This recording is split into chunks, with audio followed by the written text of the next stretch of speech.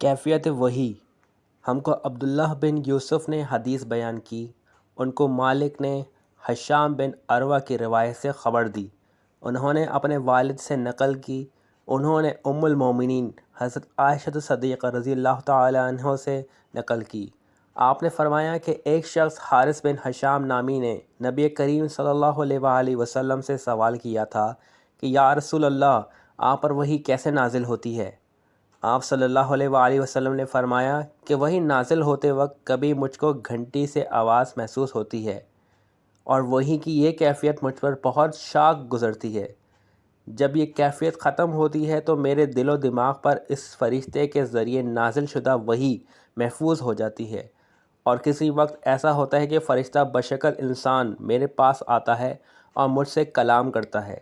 پس میں اس کا کہا ہوا یاد رکھ لیتا ہوں۔ حضرت عائشہ صدیقہ رضی اللہ تعالی عنہ کا بیان ہے کہ میں نے سخت کڑاکے کی سردی میں نبی کریم صلی اللہ علیہ وآلہ وسلم کو دیکھا ہے کہ آپ صلی اللہ علیہ وآلہ وسلم پر وحی نازل ہوئی، اور جب اس کا سلسلہ موقوف ہوا تو آپ صلی اللہ علیہ وآلہ وسلم کی پیشانی پسینے سے شرابور تھی۔